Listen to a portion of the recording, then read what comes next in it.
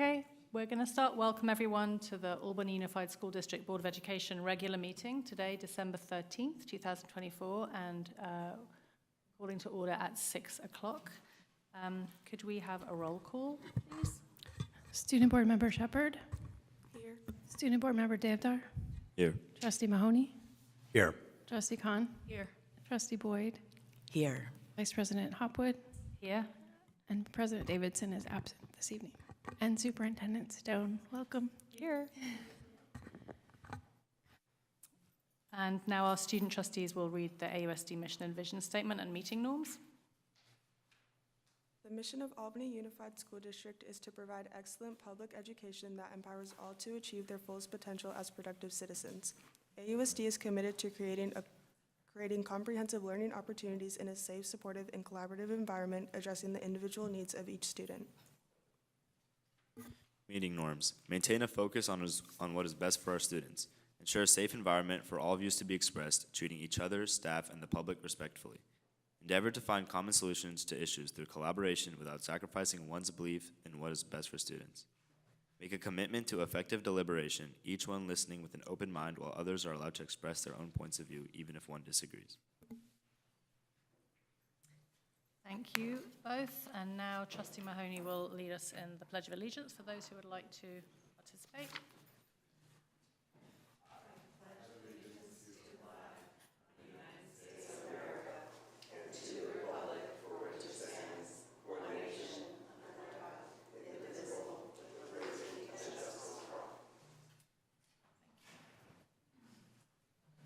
That brings us to item 5, which is approval of the agenda. Anybody have any changes? All times. I move that we approve the agenda. I'll second. All in favor, say aye. Aye. And now we are on item 6, which is recognition of our outgoing board member, Melissa Boyd, Esquire, and Superintendent Stone will this one.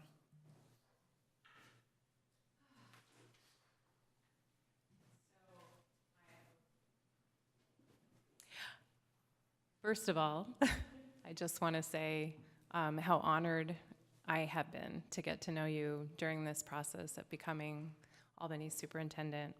I was able to share with you earlier how important it was that you were part of the team that helped me to get here, and I'm very much looking forward to continuing to know you, and I'm sad to see you go from the board, but I know that you will be involved in so many important things. And so I do have a few things to share about you. And I've seen many of these things and some of them not yet, so I'm looking forward to maybe seeing some of them. You are thoughtful, you speak with intention, and you're gracious beyond measure. You are a light that shines, and you are an advocate and a voice for those who maybe are not given that voice. You're focused on equality, equity, and unity.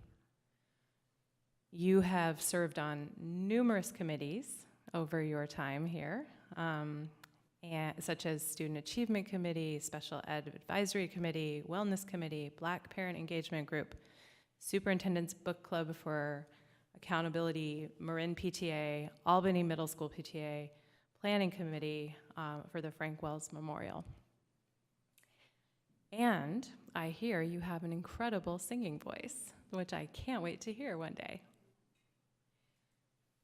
You've served on this board for the last 4 years during a really challenging time, and I know that I speak for all of Albany when I say how grateful we are for your service.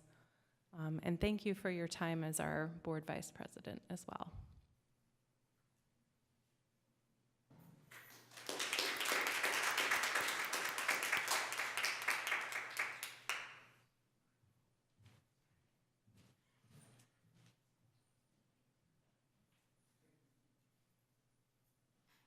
So I know that Vonnie is really sad not to be here. I'm going to look at you and I'm going to start crying. So I'm trying really hard not to. She is so sorry not to be here. She would have loved to have been here to welcome Superintendent Stone to the board and also to bid you farewell. But it's a pleasure on her behalf and on behalf of the board to present you with this plaque, which says, Melissa Boyd, Esquire, Albany Unified School District Board of Education Trustee. Thank you for your dedication and outstanding leadership 2020 to 2024. Thank you so much from all of us.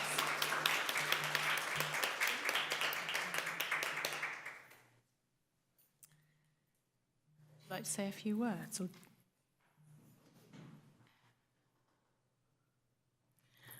Okay, I'm not going to say a lot of things because I'm trying to gather myself and also not talk too long because there's a whole meeting that needs to happen. So I just want to say, come on. Okay, you can do this. Being a member of this board has been one of the great honors and privileges of my life. I want to say thank you to everyone in the district who has helped me to learn and to grow in this position. It's been really amazing to see how all the magic happens and to kind of pull back the curtain and see all what goes on. This is an incredibly talented and committed and passionate group of people who we have taking care of our babies, as Dr. Frank Wells always referred to them. And so I just want to thank all the teachers and administrators and students and families and staff and everyone who has just taught me so much. And I will leave with saying, as I've said a number of times, let us all try to have grace with ourselves and for each other, and just give each other the benefit of the doubt and know that everyone else around the table and everyone who's sending the emails and showing up at the meetings and is on the Zooms, that we're all here for the same reason, to take care of our students and to do the best that we can for them. And I really thank you. Thank you. Thank you.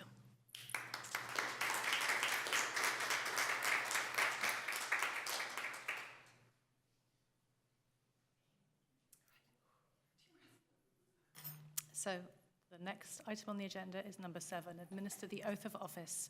And we have Anne Sue, who's the city clerk, is going to swear in our newly elected board member, Dana Inkles. Please join me in the front is fine, somewhere in the front.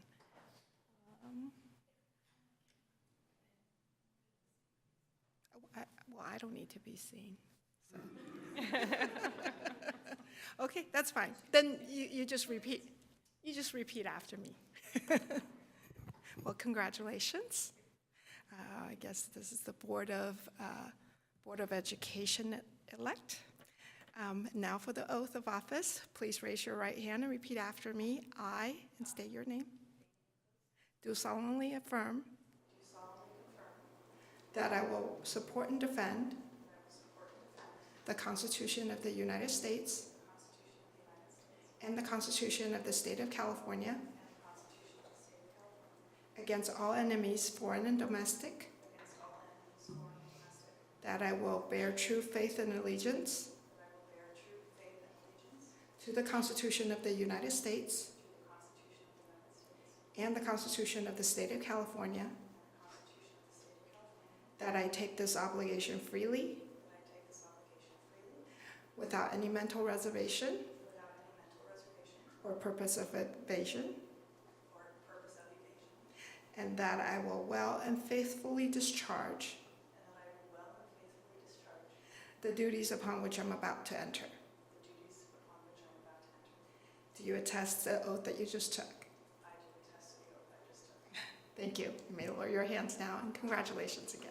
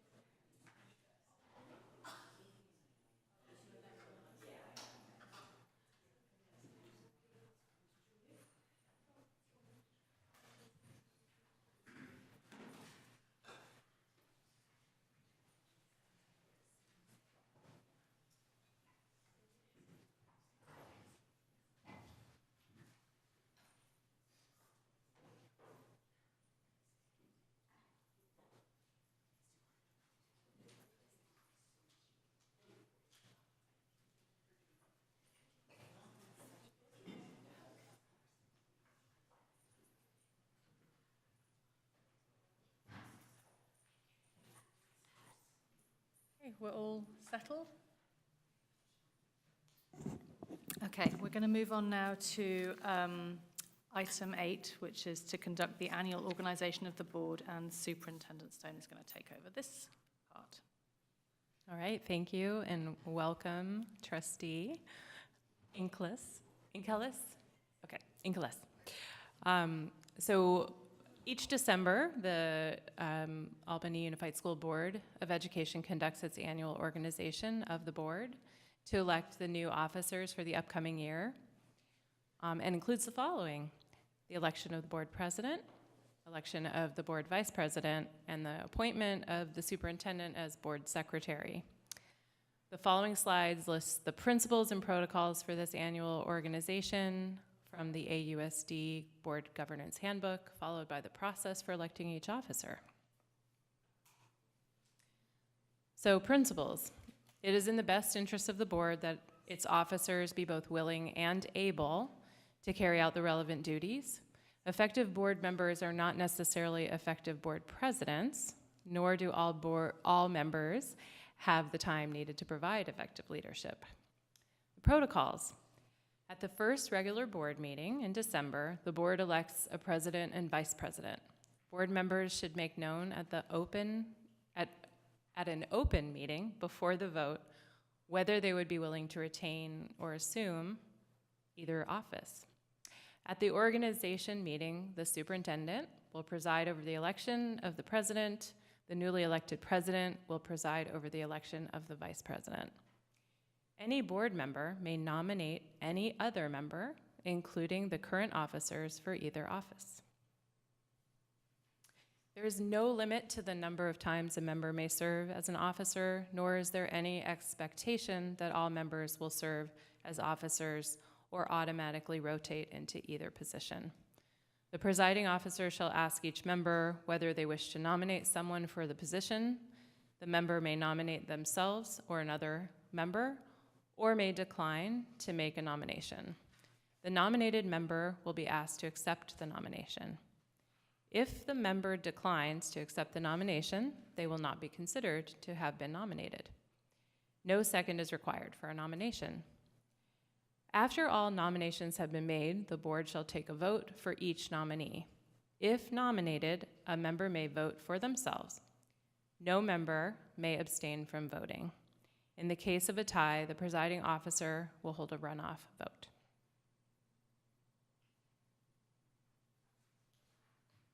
All right, so I am going to now proceed with the election of the board president for the term of December 2024 through December 2025, and ask each of you to state your interest. If you are interested in serving, you may use this time to make a statement. Trustee Dana Inkelis, are you interested in serving as board president? No, thank you. Trustee Josh Mahoney, are you interested in serving as board president? No. Trustee Sadia Khan, are you interested in serving as board president? No. Vice President Becky Hopwood, are you interested in serving as board president? Luckily, yes. No, I am. It's getting nervous. And President Veronica Davidson is not here tonight, and I am aware that she has said that she is not interested. I don't know if that's something that we count or not, but Yes, thank you. Technically, she's not on the board yet because she has to be she sworn has to be in. sworn in. Yes, So technically, she's on the board until she's sworn in. correct. Great, wonderful. Thank you. Okay. I will now enter a formal nomination for the position of president. Each trustee will be asked if you wish to nominate someone, if you nominate yourself or another member, or you may decline to make a nomination. No second is required for a nomination. At the end, the nominees will be asked if they accept or decline the nomination. Trustee Inkelis, do you wish to nominate somebody for the position of president for the term of December 2024-25? I'd like to nominate Becky Hopwood. Trustee Josh Mahoney, Yeah, I'll go with that. I'll nominate Trustee Hopwood. there we go. And Trustee Sadia Khan. I will also nominate Trustee Hopwood for president. And Trustee Becky Hopwood. Well, I can nominate myself, but I'm happy to accept the nominations. Wonderful. As they stand, thank you. And student board members may also make nominations. I'll also nominate Vice President Hopwood for board president. Okay, I'll also nominate Vice President Hopwood. wonderful. Okay, so.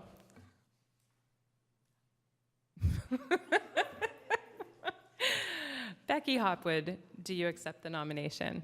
Yes, I do, and thank you, everyone. Wonderful. Are there any public comments before we take a vote?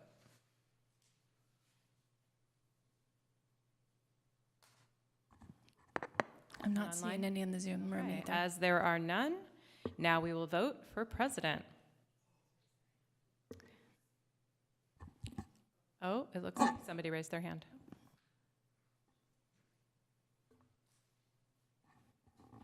I don't see anybody. Is it? No, no one's No, there? I don't see anyone, any hands raised on the Zoom room. Okay, Yeah, so, okay. okay, as I see none, we will vote for president. I will poll the board by roll call, vote for each nomination of president, the one, starting with the student trustees, and then in order as seated on the dais, rotating the first person after each vote. Please respond with a yay or nay. For nominee Becky Hopwood, student board member Shepherd, Yes. student board member, I'm so sorry, please say your last name for me so I don't butcher it. Devder? Deodare, thank you. And Yes. yes. Trustee Inkelis, Trustee Mahoney, Yes. Trustee Khan, Yes. and Trustee Hopwood. Yes. Since there are no other nominations, it seems that we have a new president. So thank you all, and welcome aboard, President Hopwood. Thank you, everyone. I will now pass this over to our president to do our vice president nomination and vote. Right. So I will now proceed with the election of the board vice president for the term of December 2024 to December 2025, and ask each of you to state your interest. If you are interested in serving, you may use this time to make a statement. Right. Making sure. Am I starting in the same place as before? I just want to Yes. checking I am. Right. So, Trustee Dana Inkelis, are you interested in serving as vice president? No, thank you. Trustee Josh Mahoney, are you interested in serving as Vice President? Yeah. Trustee Sadia Khan, are you interested in serving as Vice President? Also, yes.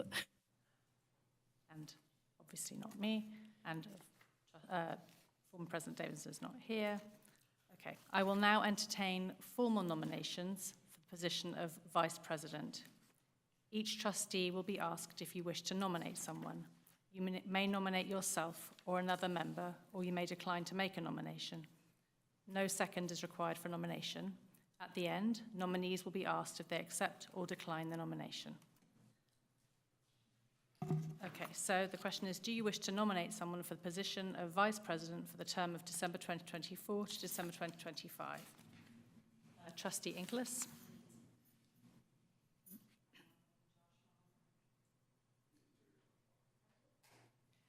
I nominate Josh Mahoney. And then Trustee Mahoney. I'll nominate myself. Trustee Khan. I'll nominate myself. And then I'm actually not going to make a nomination. So restating the nominees. So nominee. Student board members. I'm so sorry. And also, yes, student board member Shepherd. Would you like to make a nomination? No, thank you. Say again. No. Okay. And then student board member Deodar. Would you like to make a nomination? Trustee Khan for Vice President. Thank you, everyone. So the two nominees for Vice President are Trustee Josh Mahoney and Trustee Sadia Khan. Trustee Mahoney, do you accept the nomination? Yes. And Trustee Khan, do you accept the nomination? Yes. And are there any public comments before we take a vote? Seeing none here, and I'm not seeing any in our virtual audience. Thanks for bearing with me, everyone, So, now we will vote for the Vice President. I will poll the board by roll call vote for each nomination for Vice President, starting with the student trustees and then in order as seated on the dais, rotating the first person after each vote. Please respond with yay or nay. Right. Okay. So, nominee one, you're just going to vote yay or nay. That's going to be Trustee Mahoney. And Student Board Member Shepherd? No. Student Board Member Deodar? Nay. Trustee Inglis? Yes. Trustee Mahoney? Yes. Sadia Khan? No. And it's me. And I'm going to vote yes. And then Trustee Davison is not here.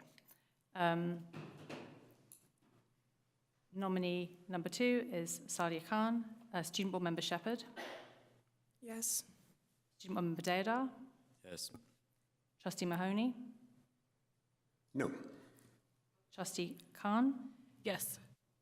And, oh, where's that one? Oh, she's coming next because we're rotating. And then it's me, so no, and Trustee Davison is not here, and Trustee Inglis. No. Okay, so I just need to top this. Oh.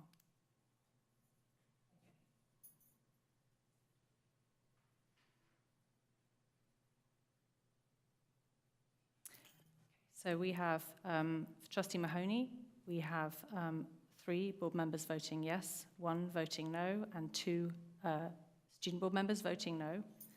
And for Trustee Khan, we have 2 student board members voting yes, and 1 trustee voting yes, and 3 voting no, 1 not here. So we've got Trustee Mahoney is going to be the new board vice president.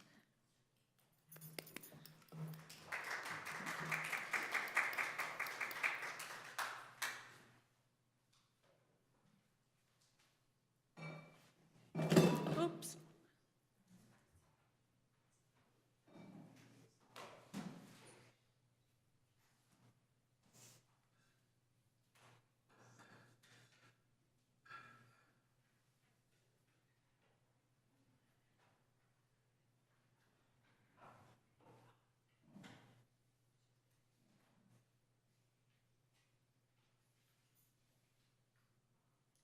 Okay, the next, one last thing we have to do for organisation of the board is we need to appoint the superintendent as board secretary, and that is a simple, we can just do a regular vote for that, can't we? Just yay or nay, or do we need to do a roll call?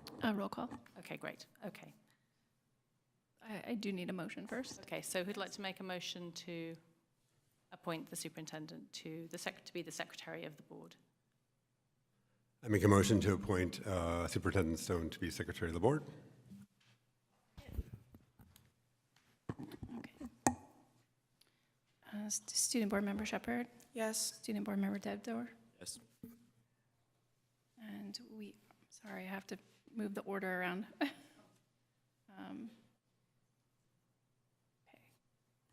Vice President Mahoney. Yes. I'm sorry. Trustee Khan, I forgot to change the order. My apologies. President Hopwood Yes. and Trustee Inglis. Yes. Thank you.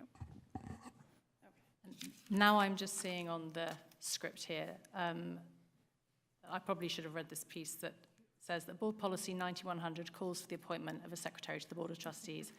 So just so everyone knows, that is something that we have to follow. So, yay, thank you so much for being the secretary of the board. I accept. And so this concludes the annual organisation of the board, and our committee and school site assignments will be done in January. And so now we are going to move on to item 9, the student board member reports. At Albany High School next week, starting Tuesday, December 17th, is finals week. School is only from 8:30 to 12:30, Tuesday through Friday. On Monday, the school has its regular schedule. Today after school, a band of Albany students had a pop-up in front of school. Students played different instruments and sang a variety of songs. It was super fun. It was a super fun surprise to hear live music. At the Student Advocacy Committee, we completed our student engagement surveys that we're going to send out to the middle and high schoolers before the break. And then for elementary school, we spoke to the Ocean View principal, Ms. Delgado, on Wednesday, where we discussed the questions to ask elementary schoolers during our site visits, which will take place sometime in early January. Also, Mackenzie and I attended a CSBA meeting last week in Anaheim, where we attended a student board member conference and learned about analyzing school data on the California School Dashboard and use it to make changes in the district, and how to leave a legacy and effectively represent student voices, which are things that we'll keep in mind throughout the rest of our term. Schools and offices will be closed Monday, December 23rd through Friday, January 3rd, 2025 for winter break, except for the preschool, which will only be closed from December 23rd through Wednesday, January 1st, 2025. That concludes our student board member report. Thank you both so much. And we're now moving on to item 10, public comment for matters not on the agenda. If you have a public comment and you're here, please approach the podium. And if you are online and you would like to comment, please raise your hand. And Ms. Shen is going to let you in. There is one person in the Zoom room, so I'm going to allow you to speak. And you have 2 minutes, as usual. Good evening. Okay. I want to first welcome Ms. Stone in her new role as the Albany. Hi, good evening. I want to welcome Ms. Stone to her new role as the Albany Schools Unified School District Superintendent, and to our new school board member, Dana Ingalls. I'm sorry if I mispronounced that. My first question is, when did Albany Unified School District begin sending mass emails asking for Christmas holiday donations for staff? Never before has this been done that I can remember, and I've been in this district for over 5 decades. So if somebody could please clarify that, that would be greatly appreciated. And my second concern is a safety concern that yesterday I know that there was an email sent out that there was an arrest at the Albany Middle School with a trespasser coming on campus. Now today, driving by, I saw the front door next door to the gym on Brighton Avenue that was open, and the gate at Albany annex on Spokane was open. And I did take photos of all that.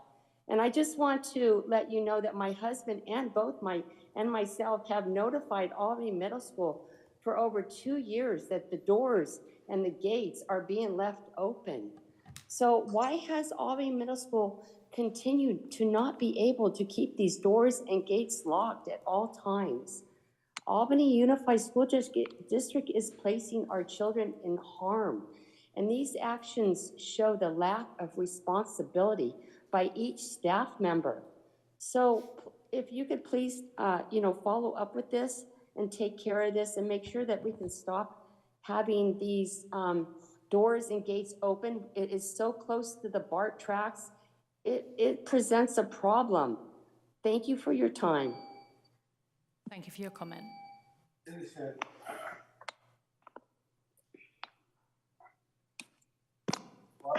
don't say. So what does that have to do with it?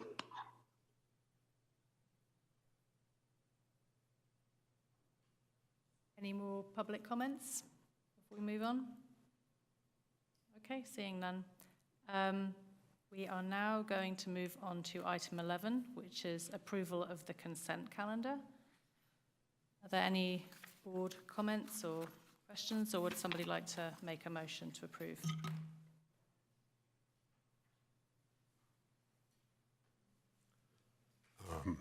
I'm super excited that the boys basketball team is going to the National Basketball Hall of Fame.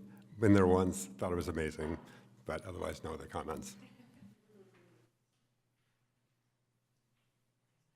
Someone like to entertain a motion to approve the consent calendar? I move to approve the consent calendar as is. Second. All in favor say aye. Aye.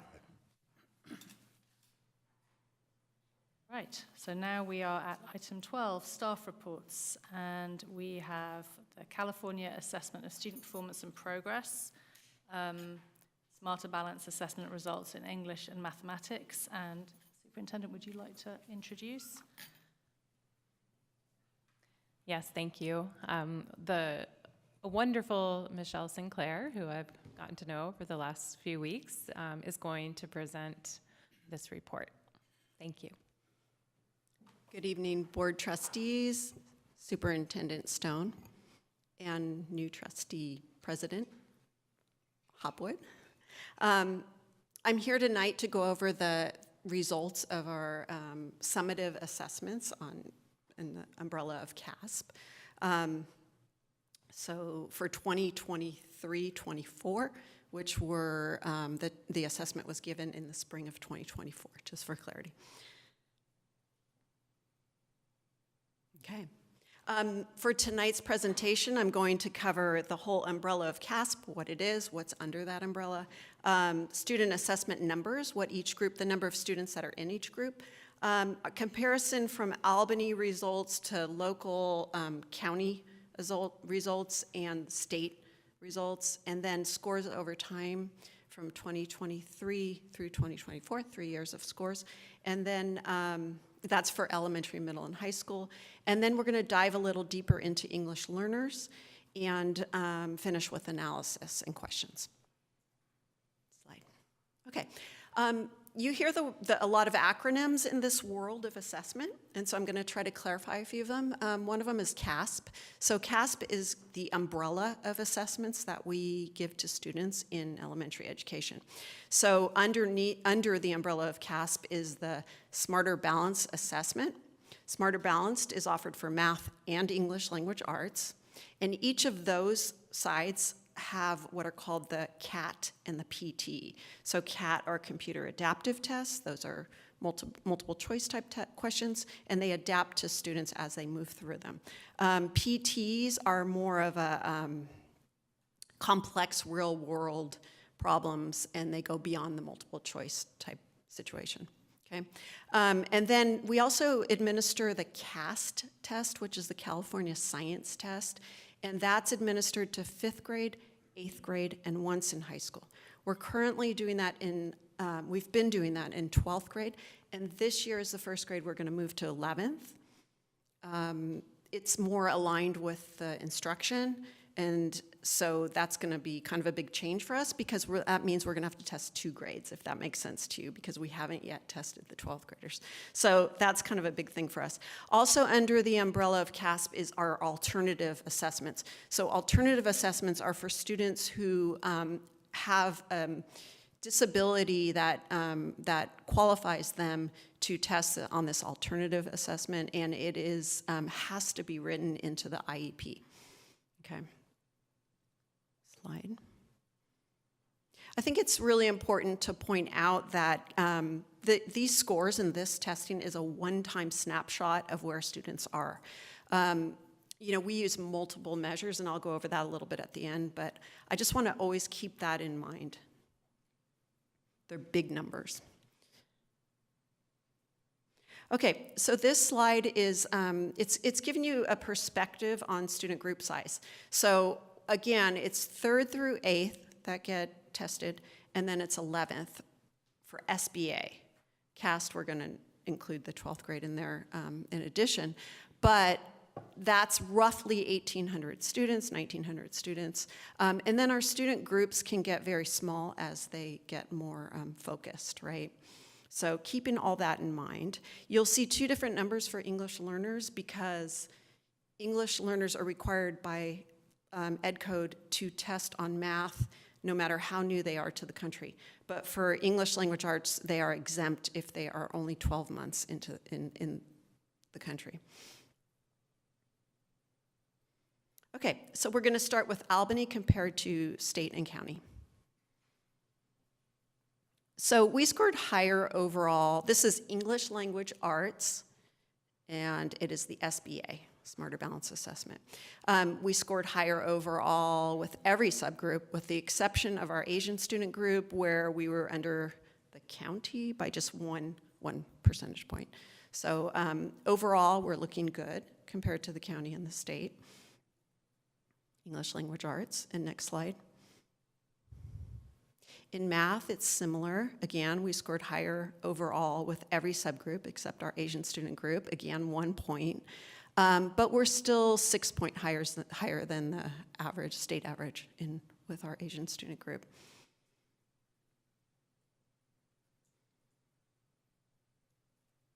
Okay, on this slide, we're looking at Albany in comparison to all the other districts that are in Alameda County. Our average for all students was 75% on the far left, and then the gold line that goes across is how we compare to other districts. We are 5th highest after Dublin, Piedmont, Pleasanton, and Sunol Glen. We are 10 points lower than the highest scoring district, which would be Piedmont. Then math. And overall, there are 17 districts in our county.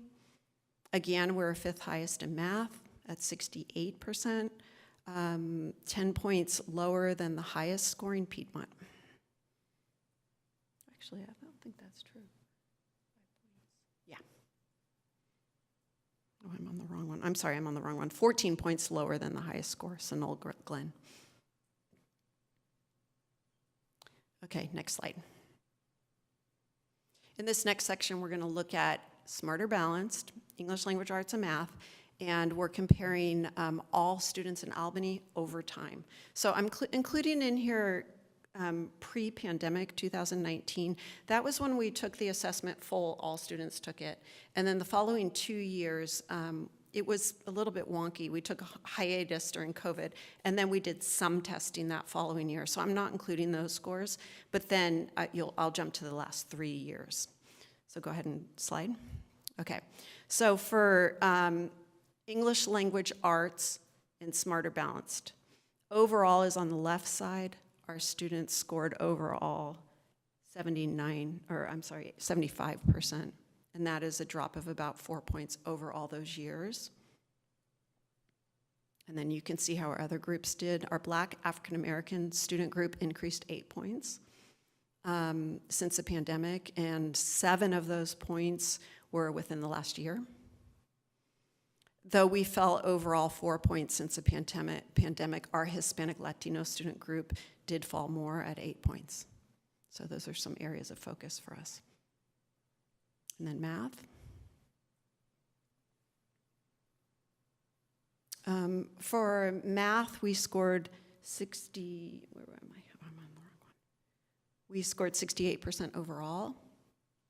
We did decline also about 4 percentage points. Our Asian student group took a bit of a dip, but overall our highest performing group. And then our Black African American group overall decreased 6 points, but increased this last year of 8 points. So a little bit of up and down there. Again, looking at the student size, we know that there's going to be much more fluctuation when it's a smaller size group of students.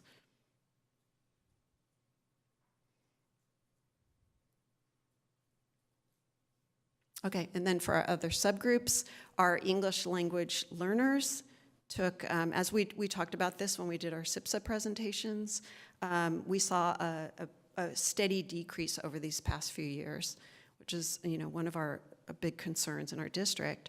And then our students with disability group, we saw growth, and then we saw a big decrease. So again, that's a smaller size of students, and with some fluctuation there of students going in and out.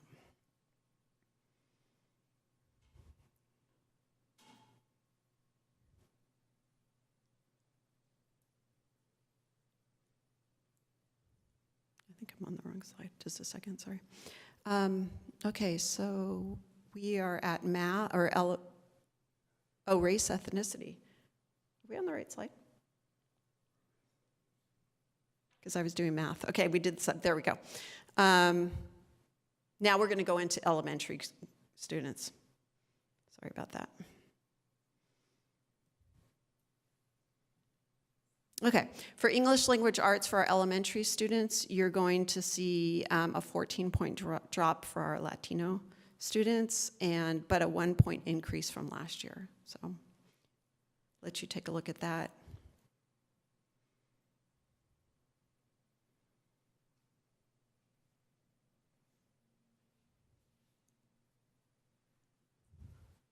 I'm trying to match these slides and I'm not doing it, so I'm going to skip that.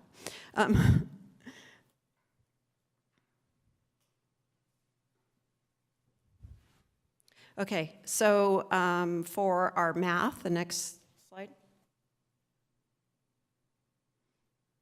Race, ethnicity, math. Okay, there we go.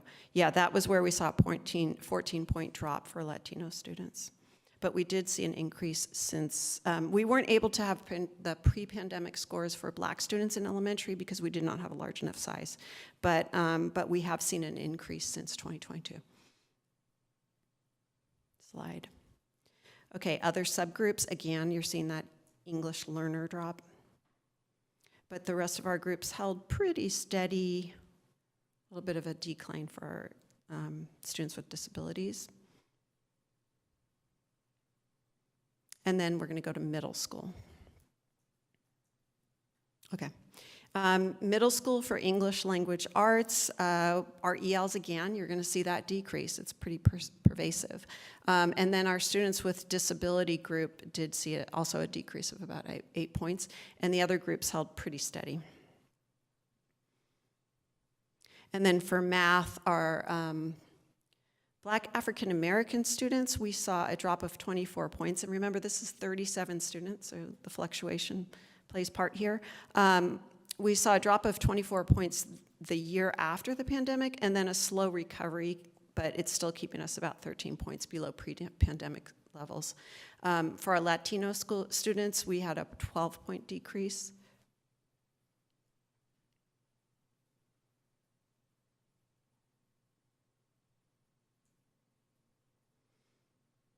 Okay, so for our math subgroups, our English learners, we saw that drop.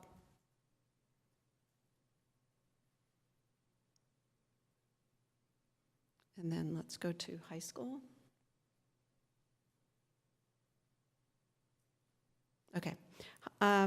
For high school, so high school again is one grade level. So we're talking about 250 students. It's the 11th graders who would now be 12th graders. And we did see a rise here. So this was some good news.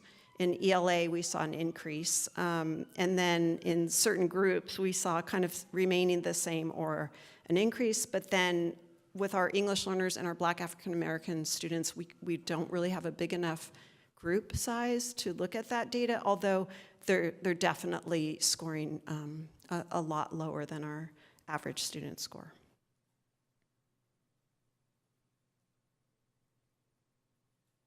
And then for math, high school, we saw a bit of a drop for overall. And then our Black African American students, we saw a bigger hit, which was about 25 points lower. It's about 25 points lower than the average. And that was just last year when we just had enough students to show the results for. If it's less than 11 students in a group, the SBA will not show the scores. Okay, the science test. The California Science Test, again, is given to 5th grade, 8th grade, this last year, 12th grade. Keeping that in mind. This slide is just showing how we did compared to the county and the state, and then how Albany has done over time, and then how it's broken down by each of those grade levels. So we've increased our scores over time in CAST. We do perform quite a bit better than the county and state. And our 5th grade students perform the highest of the 3 groups of 6th, 8th, and 12th. Okay, now we're going to drill a little bit deeper. So we saw those scores for our English learners, which is concerning, and I thought I want to drill down a little bit deeper to see what's going on with our English learners. So I think it's important first to sort of understand who that group is. So we call that group English learners for reporting circumstances, but a lot of the language is starting to change to calling that student group multilingual learners. Knowing that they're actually learning and knowing in 2 languages or more. So I think I'm really excited about that shift, but the testing information hasn't shifted yet. So let's start with the next slide. These are the languages that are spoken in our district, a lot, as you can see. So a majority of our students speak Mandarin, and then next highest would be Spanish. And the process that happens, how a student becomes an English learner, is when they enter a California school, parents fill out what's called a home language survey. If it's indicated that there's another language, there's 4 questions. If they say yes to any of the first 3, then it's determined that that student is it's called pending. And then that means that we have to test the students in using the LPAC, or the English Language Proficiency Assessment of California. So another acronym. The LPAC has 2 versions. It has an initial LPAC, and then it has a summative. So the initial is only given once. When they enter a school in California, if they have a home language survey that indicates, they get tested in the LPAC, and they get determined if they are initially fluent proficient, they've scored high enough on that test to be fluent, or they are not fluent proficient yet, and they are determined to be English learners, okay? So if you're an English learner, what that means is that you will now test every year on the summative LPAC in the spring until you're able to test at a 4 and qualify for reclassification. We have 4 criteria for reclassification. I could go down a whole pigeonhole, but I'm not going to because it can take all night. But knowing that there are students, then the goal of our English language program is to reclassify students English proficient, okay? So it's important also to know that students will be taking in the spring, if you're an English learner, you're not just taking the LPAC, you're also taking the SBA. Except that one, and the CAST if you're a 5th grader, 8th grader, or 12th grader, or 11th grader, okay? This chart, the part that's in the chart side on the left, makes up about 70% of our languages, and then there's like less than 4 in all these other languages on the right side. But there are a lot of languages. Okay, the state uses these identifiers for English language learners, what we call an LTEL, or a long-term English learner, and I think that's important to understand. So those are students who have been enrolled. You can only be in 6th through 12th grade because you have to have been an English learner for 6+ years.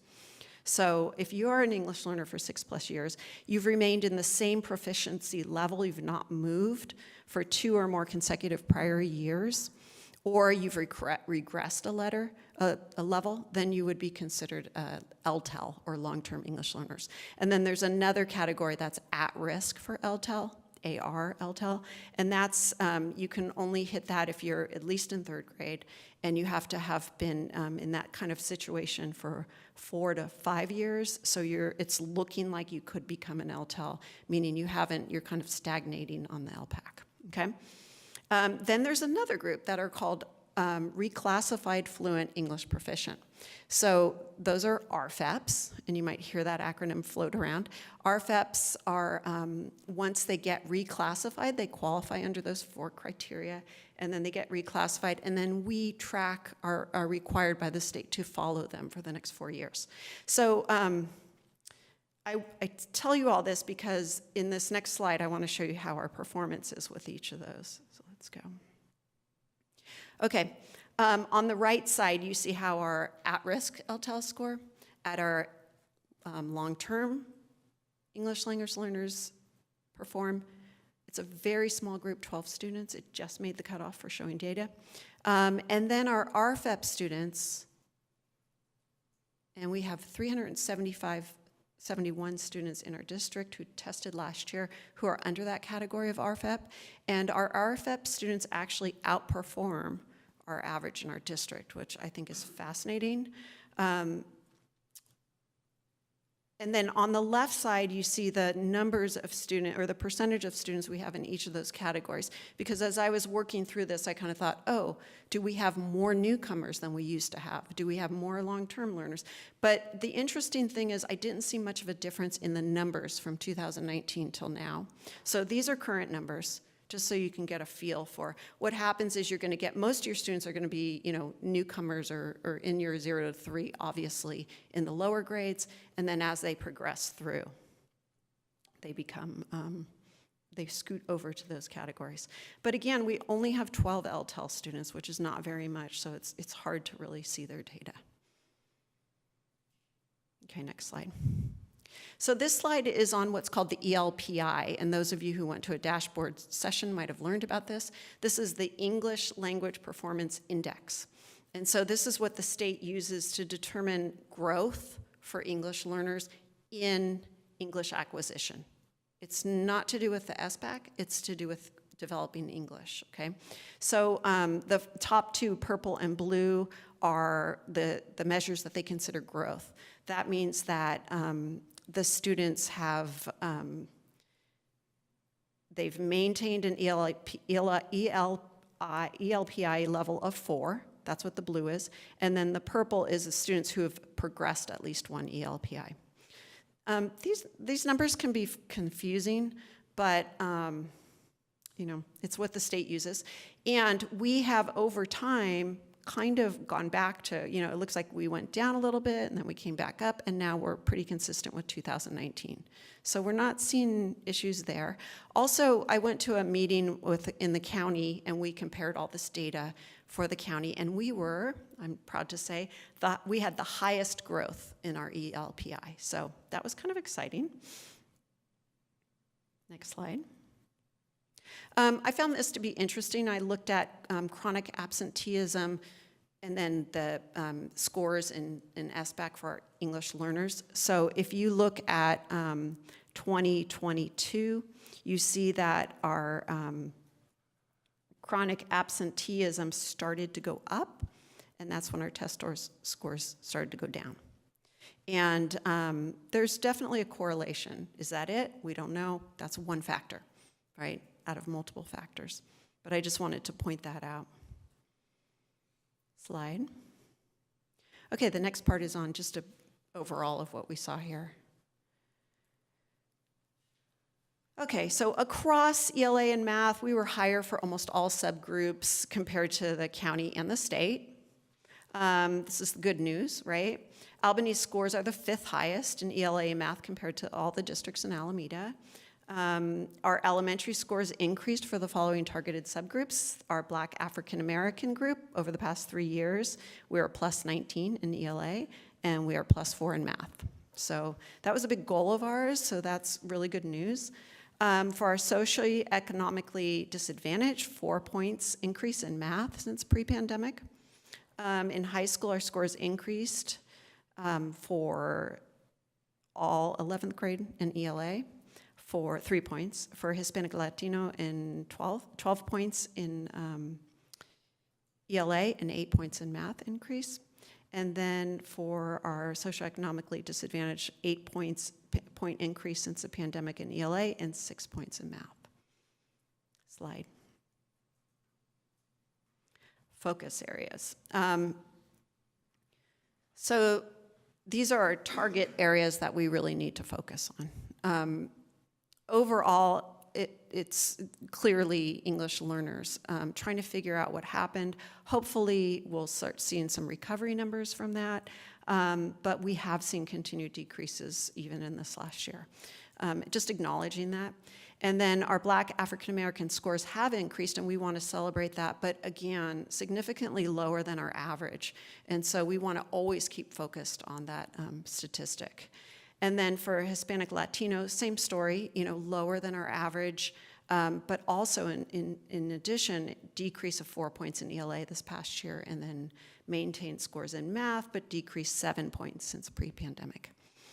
And then our students with disabilities. This group tends to fluctuate more with size, but we did see that our EL scores were consistent with pre-pandemic levels. However, our math scores decreased by 7 points since the pandemic. And the next slide. So our next steps.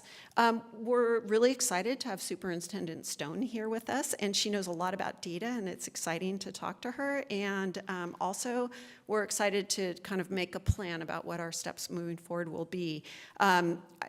I wanted to put MTSS on here because I feel like MTSS is really the foundation for everything. It's really important that we are continually assessing, and not just in summative data, but also in using formative assessments, diagnostics, progress monitoring, and that our teacher teams are always looking at data, analyzing, and determining next steps.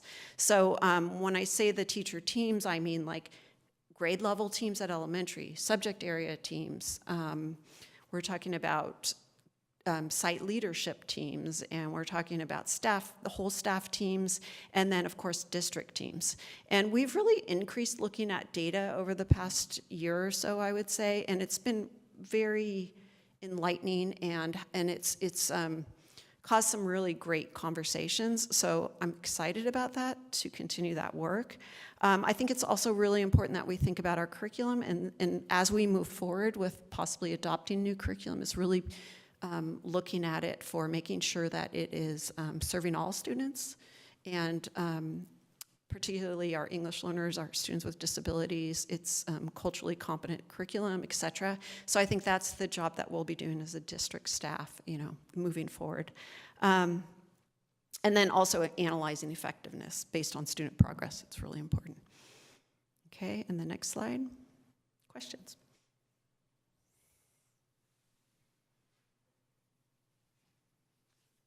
Any questions or comments from the board or student board members?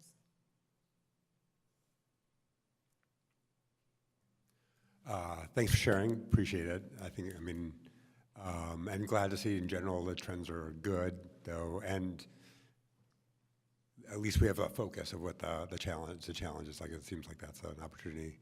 Can you remind me again the timeline for the curriculum adoption for English and English language? I know you're working on it, but yeah, for elementary. Yeah, for elementary. Pardon me. Yes. Well, we did all that training last year, and those of you who don't know, we did what was called Getting Reading Right, and it was more focused on structured literacy.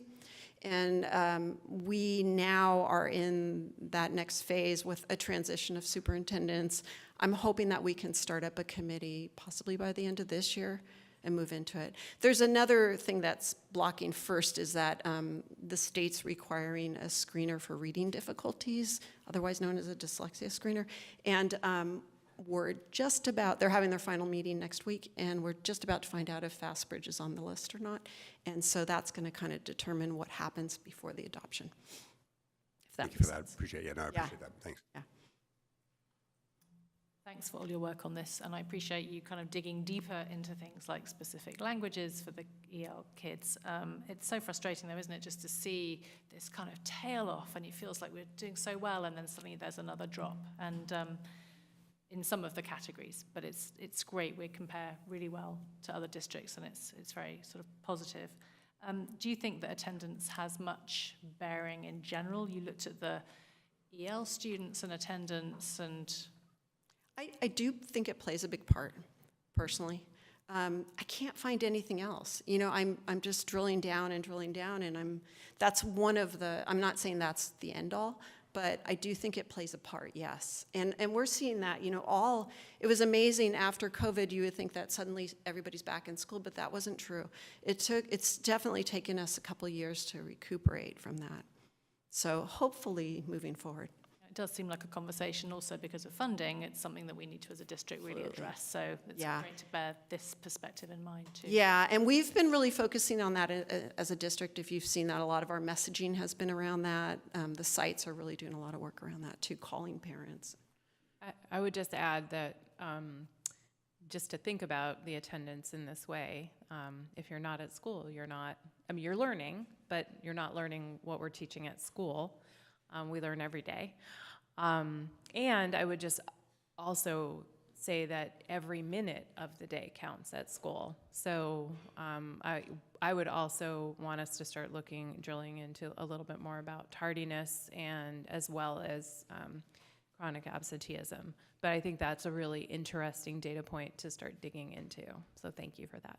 Yeah, and I also think that this sounds kind of doomsday, but it's going to have a longer term effect, because if they missed a lot in second grade, it's making up for that, right? So. I had a quick question on whether we've also looked at the independent study, and if, I don't know what our trends are, but I'm curious if there has been an increase in independent study or not after COVID, but then also the mental health, just kind of like where we are with mental health, and if we're seeing any patterns between students that are struggling with mental health and their academic achievement.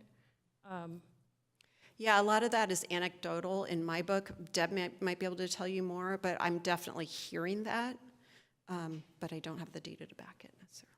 I was just curiosity, like as I was listening, I was like, those things are popping up, and I'm wondering if we want to look into that a little bit more. Also, I do want to appreciate that the focused goals at the end. I feel like not just that that those were there, but also I feel like this time around the data was a lot more like you really went through everything. Like, I mean, you've always done a wonderful job, but it just like even the number of languages, like just all of these other areas that I don't think I've seen on this like super zoomed in level before. So I just really appreciate that. Yeah, and I'm always happy to do that. I don't want to take up too much time because it can get a little bit boring. But you know, yeah, and this is some of the things. These are some of the things we do with DLAC. So you know, really show like how English learners are progressing, etc. So I thought, why not share it with the board? Any more questions or comments from the board, students? And if not, we can move on to public comments or questions if there are any. Anybody here? Anybody virtually? I'm seeing none. So we can close this staff report, and thank you so much. Thank you. Director Sinclair. And we're now moving on to item 13, which is our review and action section. We have 13A resolution regarding accounting of developer fees for the 2023-24 fiscal year in the Capital Facilities Fund 250. Yes, thank you. I'm very excited to welcome our interim CBO, Chris Thomas, who also I've gotten to know a lot better over the last 2 weeks. And we are so fortunate to have her support right now. And one thing I just want to name and mention, and I want to make this public, is when I was applying for this position, I, of course, watched many board meetings. And one of the board meetings I watched, Chris was doing her report, and I have to say it was probably the most understandable budget report I've ever heard in all of my 30 years being an educator. So not to like build you up too much, but thank you for being here. I think tonight will be also even better, actually. So thank you. Thank you, and thanks for letting me come and present the information tonight. Michelle, Ms. Sinclair mentioned boring. I'm going to now make her report look riveting by talking about developer fees. So, you know, we're under lots of different codes. Mostly we hear about the Ed Code or the Education Code, California's Education Code.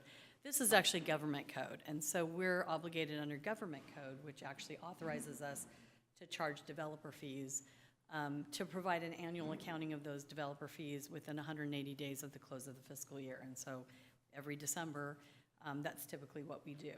So what you have here is a resolution, and what we've done is we've outlined in the documentation all of the things that we have to disclose under that government code. And so things like, how much do we collect in developer fees? Did we issue any refunds of developer fees? What did we spend the developer fees on? What was our beginning balance? What was our ending balance? What do we plan on spending developer fees on? And so I've provided the information here. The first page really just talks about what is the government code and what does it require. And then I go on to detail, you know, what our fund, our developer fee fund, which is actually accounted for in the Capital Facilities Fund. Again, very riveting stuff. Fund 25 or 250 here in Alameda County. And so, so you can see that we started the fiscal year out, or we collected about $81,000 in developer fees. We did earn interest earnings. Each one of our funds does earn their own interest, about $5,800. We did not issue any refunds. The total expenditures was just under $105,000. And that was primarily used for the rental of various portable classrooms. And so developer fees, for those of you who may or may not know, welcome to our newest board member, we are supposed to be able to provide a nexus between growth and the use of developer fees. So if you think about developer fees, we're doing a housing development, we're doing a commercial development, and theoretically then that could create the need for additional classroom space. So that is the purpose of collecting developer fees. So when we spend developer fees, we can spend it on a broad range of bricks and mortar type of stuff, but we have to be able to show a nexus to growth. Portables is the perfect way to do that because by nature, we're adding classroom space by adding portables. But we could also use it to modernize or renovate a building, for example, in order to create more space. So it's not necessarily just for portables. It can be used to renovate or modernize a building if you can show that that's creating more space. So for example, we know at one of our elementary schools, we have some restroom constraints.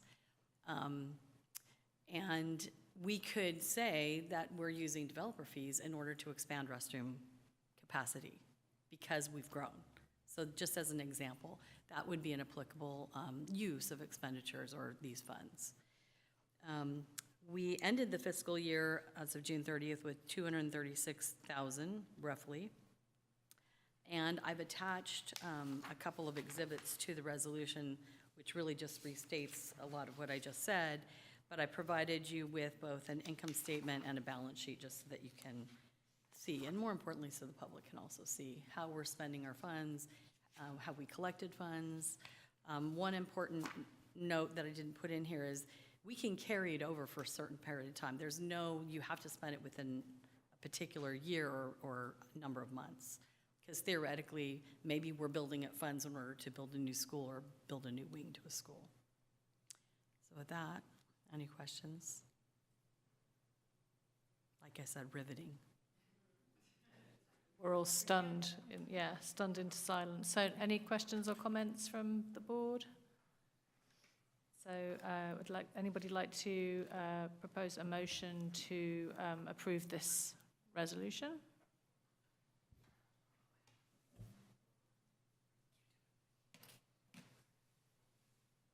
I make a motion to approve the resolution. Can we read the whole thing? No, just the number. Oh, a resolution, sorry, number 2024-25-07. I'll second. I need a roll call for this resolution. Yes. Student trustee Shepherd, Yes. student trustee Debdar, Yes. and trustee Khan, we start with you. Oh, yes. Thank you. Trustee Mahoney. Yeah. Pardon me, Vice President Mahoney. President Hopwood. Yes. Trustee Inglis. Yes. Thank you. Great, thank you so much. And then I think we have our interim CBO again for 13B. For the first interim financial report, and Superintendent Stone can introduce. Yes, once again, we have Chris Thomas, our interim CBO, Chief Business Officer, who will be helping us better understand our first interim report. Thank you. Again, I would use the word riveting. I know some people, I personally am a budget nerd, so I get excited about it, but I'm one of a few, and I'm grateful for the people who hang out in the audience, because no one can clear a boardroom like I can. So with that, I did, hopefully there's enough PowerPoint. PowerPoint is so hard to see with numbers, and so I like to make paper copies for folks.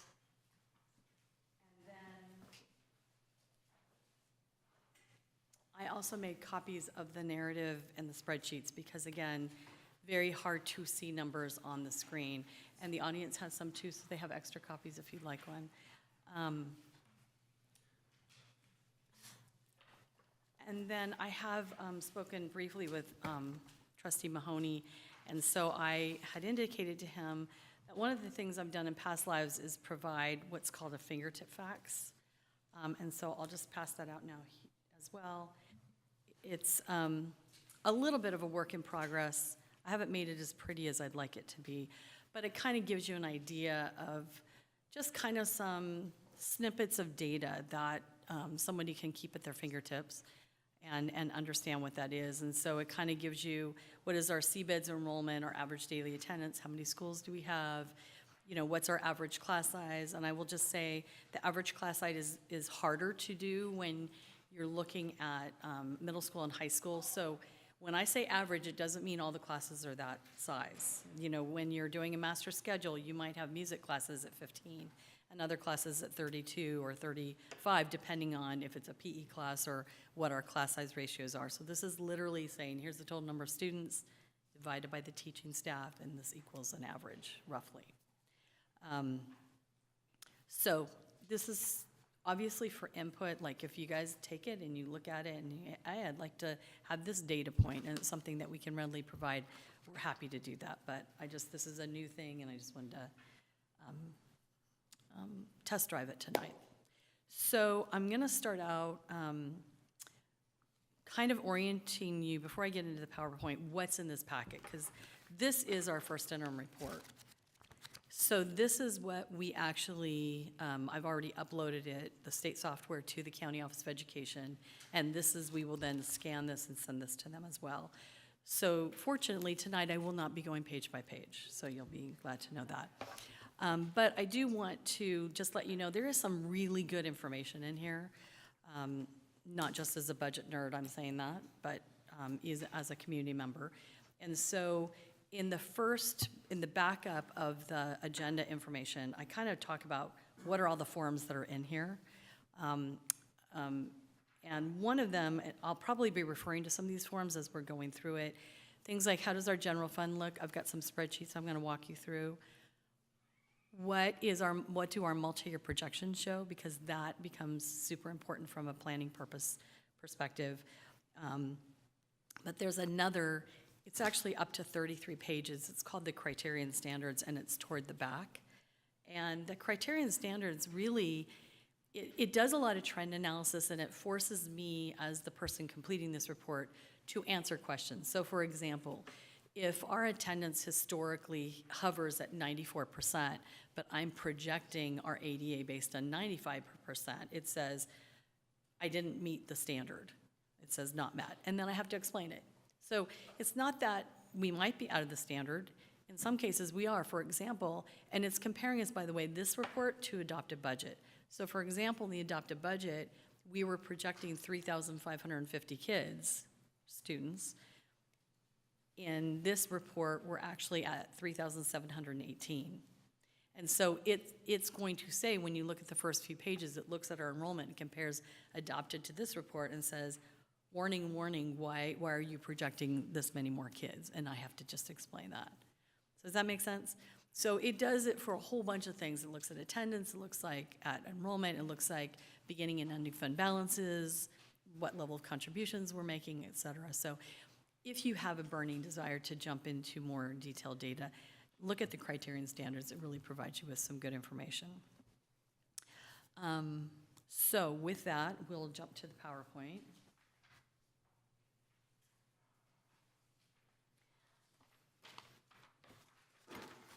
And the first page is really just, going to the next page, Kim, please. It's just talking about our reporting cycle. We basically have 4 major reports. We do the adopted budget in June, we do first interim report, a second interim report in March, and then we also close the books in September. And so, but there's other key deadlines. So for example, the governor, and we're looking forward to this, is going to come out in January with the governor's budget proposal for next year. And a lot of that information helps us when we're completing our second interim report. It's also important to note there's 3 statuses that when we present this interim report, we have to certify. By we, I mean the Board of Trustees or Board of Education has to certify, are we positive, which means we will meet our financial obligations for current year and 2 subsequent. Are we negative? We may not. Or are we qualified? We may not. Are we negative? We're not going to. That's essentially what it is. Okay. This is really in an effort to communicate, and it's required under AB 1200, by the way, that we're communicating to the board and to the community what is the financial position of the district as of October 31st. But it projects our current budget through when we actually completed this budget revision. Okay, Kim. Again, we've talked about it's first of 2.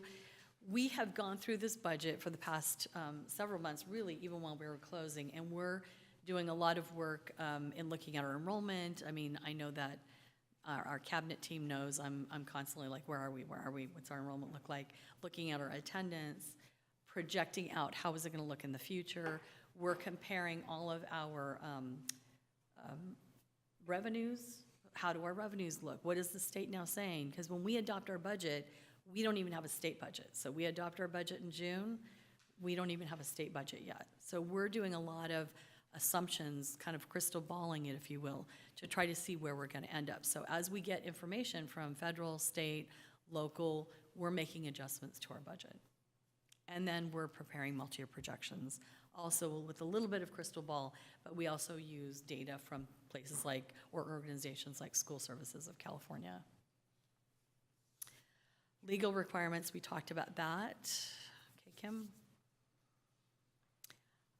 Enrollment, I focus on a little bit here because enrollment is our bread and butter. And we're gonna look later at a pie chart that shows what the overall amount of revenue we get, how does that piece of the pie factor in, and it's significant. So this gives you enrollment for the past 10 years, and then also projects out. And in your packet, right behind the narrative, I have a enrollment projection sheet that looks like this. So if you look in there, you'll see it. And that's where I'm pulling these numbers from. And basically, when I'm projecting enrollment, I'm looking at cohort projections, and cohort simply means every first grader becomes a second, every second grader becomes a third, and so on and so forth. And then we looked at the trends, which is the changes between grade level on average over either 2 or 5 years, depending. And then we factor in those changes. So a lot of times, for example, we'll see a drop from 8th to 9th grade. We don't necessarily see that here in Albany, but if you are in another district where you have feeder districts or feeder schools coming in, you might see a drop like that. For us, we actually saw growth between grade levels, and so we factored a lot of that in. So this is representative of those more detailed enrollment projections, and it shows, you can see that 3,718 I was talking about, and actually shows that that's going to maintain into 25, 26, and it'll maintain actually in 26, 27, and then we literally could start to grow in 27, 28. Now, I'm not factoring in any new development, and we know we have some new development on the horizon. I'm not necessarily factoring that in. We also have some control over our destiny in that we take inter-district transfers from outside of the community. That can factor in. This is not, I do not have a crystal ball, but when we look at trends, it tends to kind of tell a story and paint a picture. And for planning purposes, at least it tells us we're not facing, we don't believe we're facing a huge decline in enrollment next year. And again, we do have development on the horizon, so that actually could lead to, are we going to see even more growth than I'm projecting here? So it's, as I came from a growing district in San Rafael, it's a good problem to have, because when you have space constraints and growth, you know, it creates challenges at the same time it resolves challenges. Okay. Changes from budget adoption. You can see here kind of the increase in the enrollment we talked about. And again, this is comparing budget adoption to now. The P2 ADA, that 3,400 to 3,520, goes from a 3-year average, so we are allowed under the current rules to use a 3-year average of ADA. That 3,400 is indicative of a 3-year average. It wasn't based on that 3,550. So 3,520 is what we're actually using for current year enrollment. We're saying our current enrollment times 95% is about 3,520. And so even though our enrollment is up, it's not up exactly on an ADA, because we are getting more ADA than our enrollment would have suggested we would have generated. So, but it is an increase, and if you look at our increase in the LCFF, it represents about a $1.2 million increase in revenue for us, which is significant. I want to show you the spreadsheets that I do. It's right after that enrollment sheet. It looks like this. And it basically takes the state reports, and number one, it puts it in bigger font. I have no control over the font with the state reports. And number two, the first 3 pages are the unrestricted, the next 3 are the restricted, and then the combined. But this kind of shows you the adopted budget, this budget revision that we're presenting to you tonight, and then the variance. And so you can see that highlighted green shaded total, that variance is $1.2 million, and that is almost 1.3, and that is the change in the LCFF. It's driven not only by the ADA, but it's also driven by our unduplicated pupil count, or as we call it, the UPP. So that unduplicated last year was 1305, and this year it's 1358. So that unduplicated actually is helping us quite a bit as well. Remember, supplemental funding is 20% of the base, so we get 20% based on the percentage of that UPP. So that is good news for us. I just want to go down the spreadsheet just a little bit and explain some of the variances here. We've also increased our lottery funding because lottery sales are up, and you've probably seen some of the really big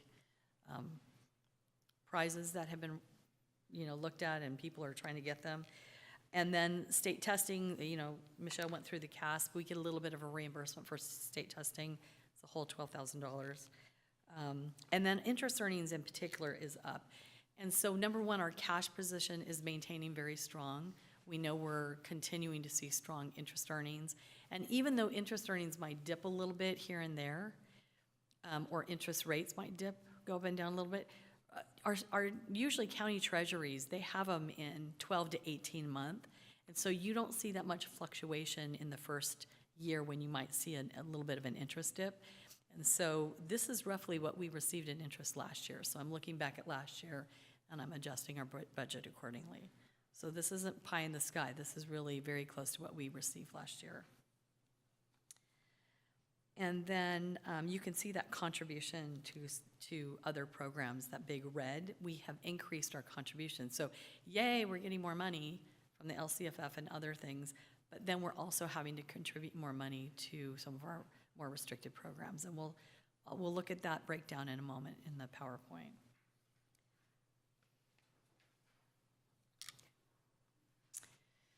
And hold those spreadsheets close because I'm going to get to the expenditure side in a few minutes, but I want to kind of go through the PowerPoint too. So basically what we just went through in spreadsheet, I just showed you in PowerPoint. We haven't looked at the restricted revenues. This was unrestricted. A couple highlights from the restricted. I usually don't spend as much time in the restricted because we have much less control over or much less flexibility in the restricted. But we did lose some federal revenues. In Title I in particular, we were getting about $215,000 and that dropped to about $109,000, which is almost a 50% reduction. I did contact the state to say, why? And they got back to me saying, according to the federal census, our poverty numbers dropped from, I don't know, like 198 to 138 or something, or 168. So it's not data we control or that we even look at, but at the federal level, sometimes things like that are happening that we're not aware of. And the poverty rate is not tied to free and reduced meals like we know it. It's tied to other things in the census report. So that looks like that's going to be an ongoing reduction for us until they look at those poverty rates coming up. So I wanted to highlight that. When you look at that contribution to restricted programs, that Title I was in positions. So it wasn't like we could say, oh, we're going to cut materials and supplies. Those positions exist, and so we had to make a contribution, at least in part, to cover them. And then the parcel tax actually increased a bit. We got the final information from the tax assessor's office. This is what we really think you're going to get based on tax rolls. And so we were able to increase our parcel tax by about $71,000, and that's the new parcel tax.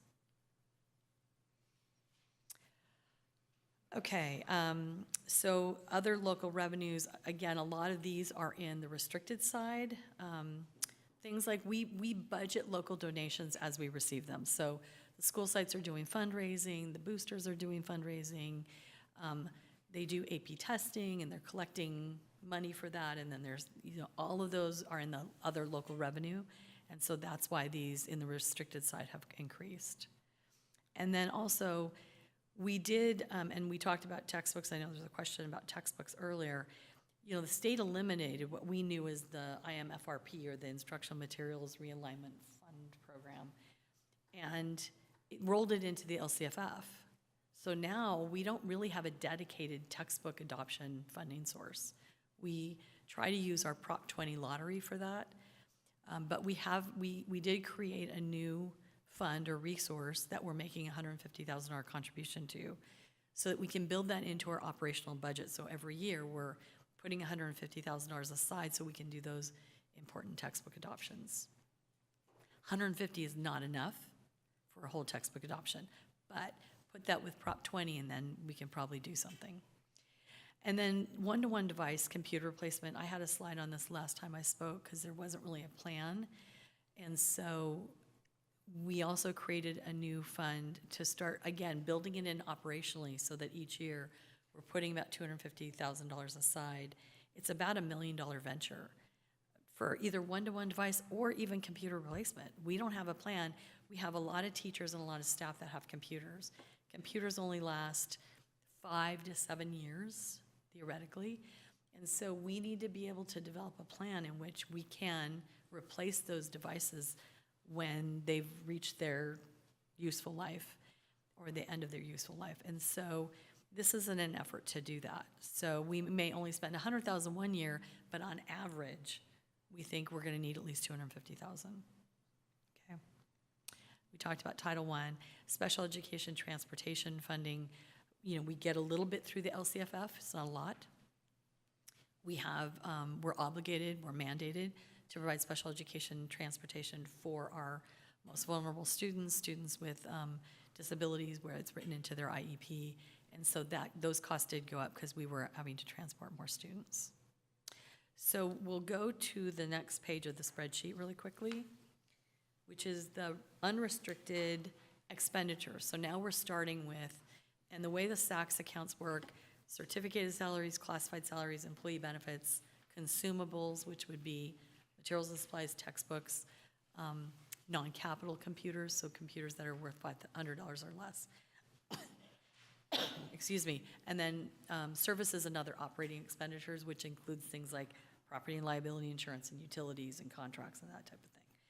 So looking at this, you're going to see some variances up or down.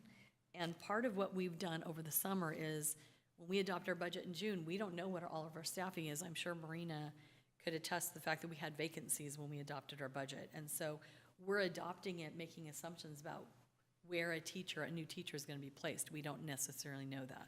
So we reconcile position control to the budget. Here's our final staffing. Here's now how we need to adjust our budget. And sometimes we show savings because someone we hired with less experience than we were anticipating. So this is the first two major sections is really to accommodate that.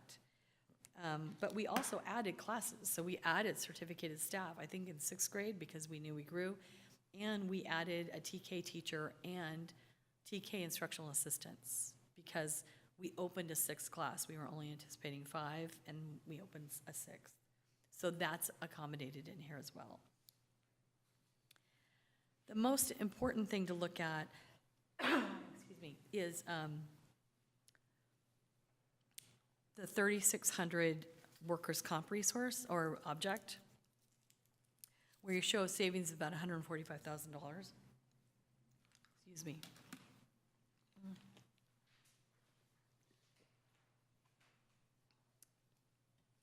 We received confirmation of what our final workers' comp rate is going to be. The budget had 3.03%. We were notified that it's only 2.42%. That represents close to $150,000 savings. And so we're working through that. We went through the budget to reduce those budgets down. Those are the types of pieces of data that we didn't have an adopted budget. Materials and supplies, you know, one of the first things that Dr. Evans asked me to do when I came in was to go through the site budgets to come up with an allocation plan or formula so that, number one, it was transparent, number two, everybody knew what they could count on that they were receiving, and that there was a there was a method to it. And so that's what we did. We took a look at the different grade levels, the 3 elementaries, the middle, and the high school. We came up with allocation amounts, tried to hold each school harmless so that nobody was reduced. And then we adjusted the budgets for that. And in some cases, we had to increase. We also allocated to the school sites a portion of supplemental funds that they had discretion to use in the area of intervention. And so that way they could actually say, we need these intervention materials for our school, or we need this widget that's going to help with intervention, whatever that might be. That's part of why this increase in materials and supplies is in here, because generally that's where we place it until they decide how they're going to spend it. And that's all in alignment, or must be in alignment with the LCAP goal for intervention. Okay. Some computer and classroom furniture. We opened a new TK class. We have to buy new furniture. And then, like the professional consulting is the other one. I'm paid on a contract, so we reduced the 2,300 classified management salary and moved it down into other contracts. And so that's some of the kind of shifts that we made. And I think those are probably the most significant of the changes there. Unless there's any questions, I'll keep going. Okay. I'm sorry, I'm trying to do this as quickly as possible, but okay. I can speed it up, or I can, okay. Let me know. Again, we've just talked about some of this, so what we do with certificated staffing. We also added Prop 28, so if you see in the restricted side of the budget, we didn't look at that spreadsheet. We went through and looked at, Ann Shin had done a presentation last spring on Prop 28, and here's how we're going to spend the money based on the committee work that was done. So then we budgeted all of those. We were able to see who was hired into them, and we budgeted accordingly. And so those are some of the changes that you'll see there. We looked at things like substitute costs. Substitute costs have become a really big part of our budget because, you know, districts used to pay $100 a day, and that doesn't fly anymore. And so our sub costs are much greater than they used to be, not just here, but everywhere in the state. Again, we talked about the additional TK. We also went through and restored some positions, and so you'll also see that in those 2000s where we've increased. We restored a night lead custodian at the high school. We restored the clerk position that was reduced or eliminated for the middle school. And like I said, we added those 2 additional instructional assistants. And we did that very thoughtfully. We actually looked, as a cabinet, we looked at the staffing ratios and compared to the enrollment and the size of the schools. And so because we knew our enrollment was up, in particular at the middle school, we knew we needed to restore some of those positions because they were critical really to the operation of those schools. So. And then we talked about, these are just some of the driven costs. When I refer to driven costs, I'm really, for the private sector, they're called payroll taxes.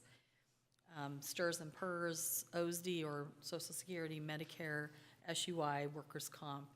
We talked about that rate reduction from 3.03 to 2.42, and then our health and welfare. And then, of course, we have the retiree benefit that we also pay in. Could you just explain what STRS and PERS are for people who don't know? Absolutely.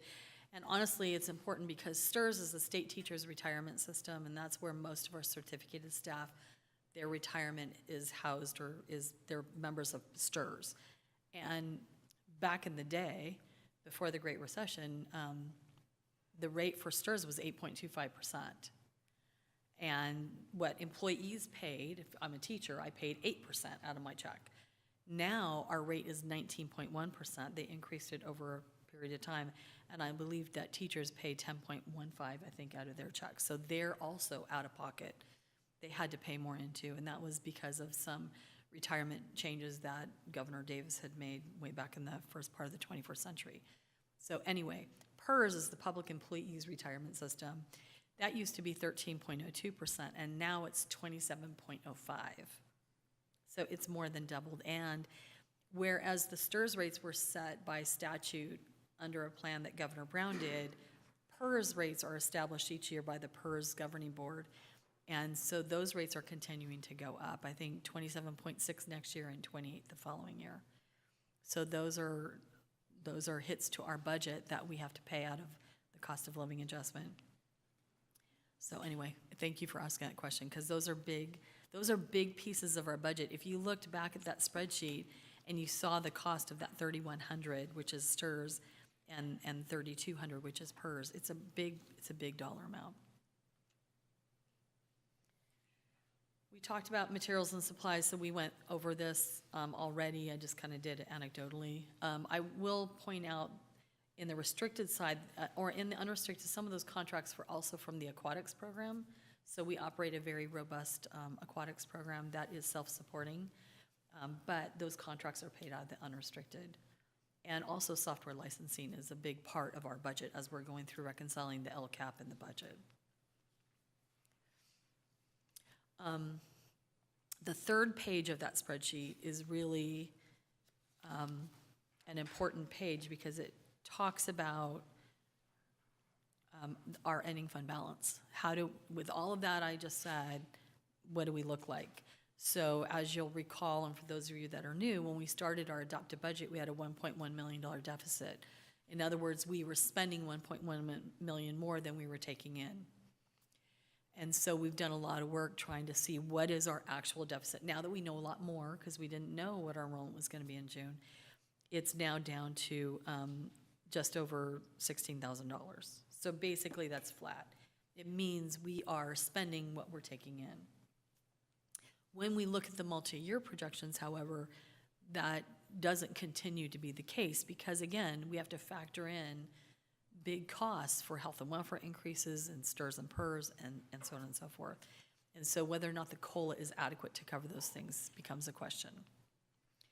But this kind of shows you our revolving cash. We have a restricted, which is the SELPA's reserves. We maintain our 3% required, and I would suggest that this board consider adding as an assignment another 2 to 3%, so that you have reserves of a minimum of 5% or 6%. Most of the organizations that I've worked at, that's what we have done, because 3% is the minimum state required reserve. And, you know, if our cash got tighter, let's say that we got closer to basic aid, because I know basic aid comes up from time to time. I don't know if it comes up here.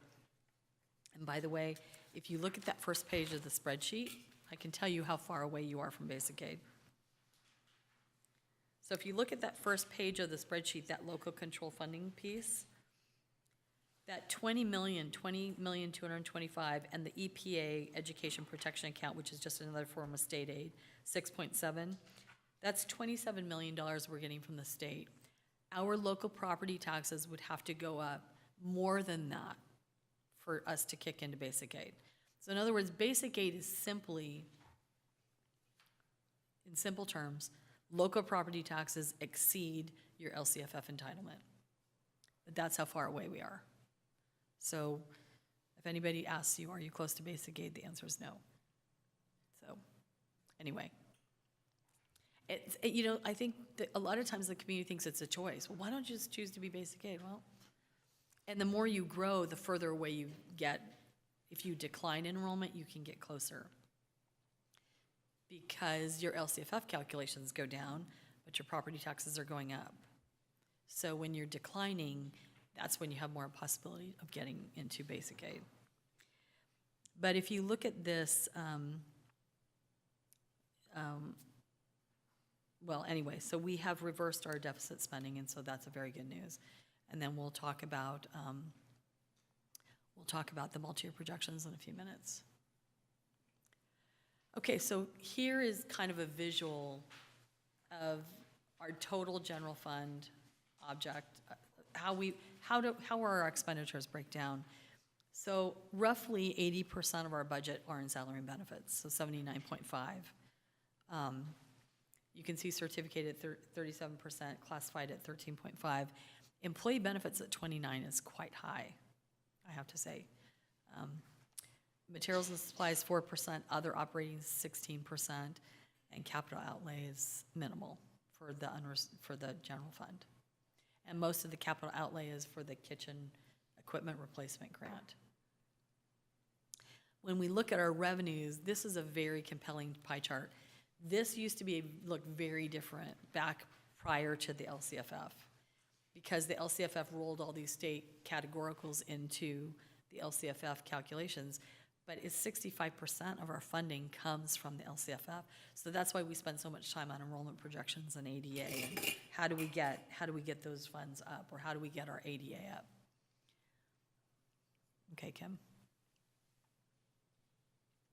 So let's talk about our multi-year projections. So they are in here under the state reports. I don't know if you guys number your pages or not.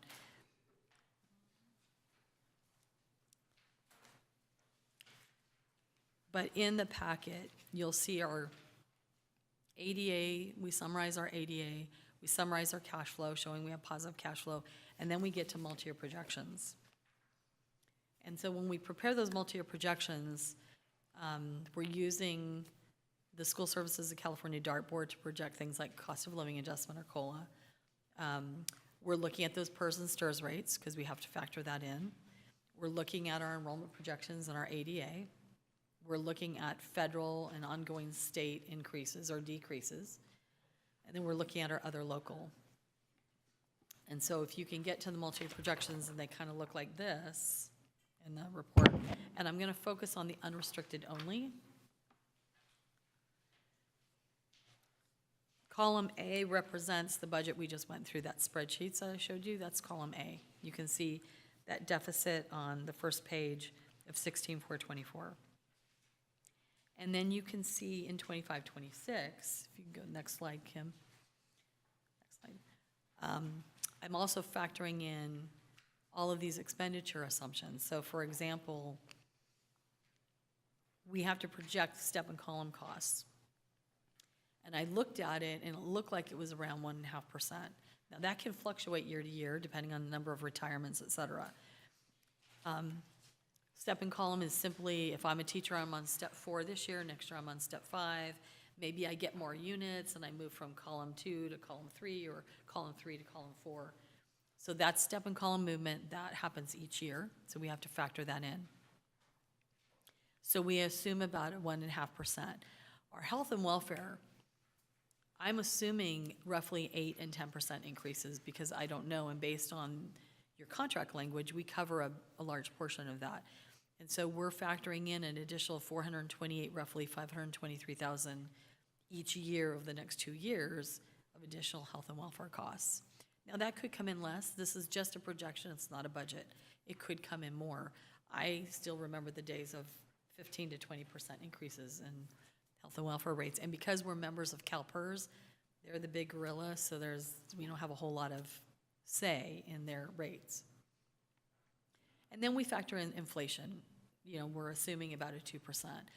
I didn't see a whole lot of significant one time. Like you had an election cost because you had an election, but that cost wasn't material. Sometimes an election might cost $150,000, so I might back that out because we won't have one the following year. So I tried to take a look at that. I didn't see a lot of that. And then I looked at what is our projected increase in contribution to the special programs, because special education becomes a large component of that. And I'm assuming increases, you can go to the next slide, in contribution. Go to the next slide. This doesn't show it. But those increases look like we go from 9.5 to about 9.9. So I'm assuming about a $400,000 increase in support of primarily special education, because that's a large program for us.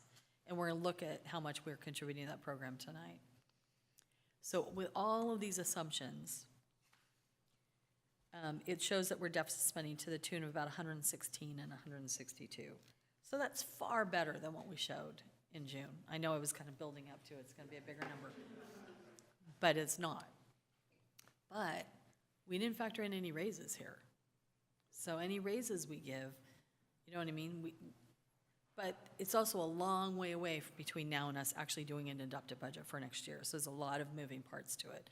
But from a planning perspective, this kind of gives the board and the superintendent and the cabinet information on, given what we know right now, how would we look in over the next 2 years? And we look okay.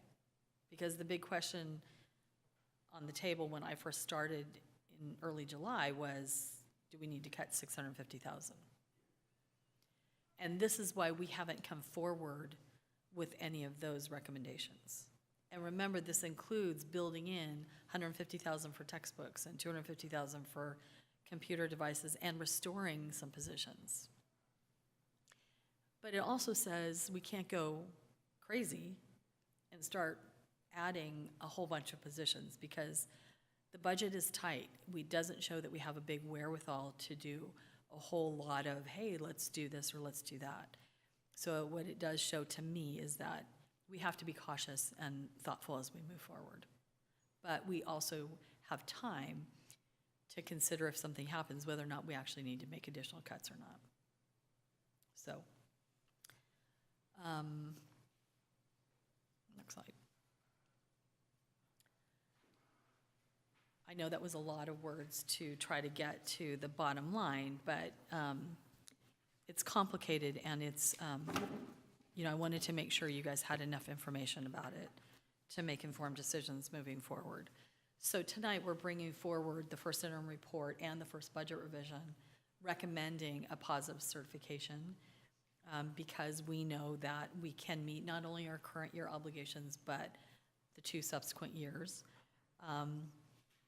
I wanted to also just note that there are risks to this budget. We talked about the raises piece of it. We talked about that there's a structural deficit of about $100,000.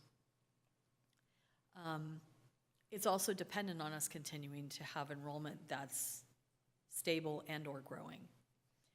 And we know that when the governor's budget comes out in January, he might change the COLAs and say, oh, the COLAs, I mean, that happened to us last year.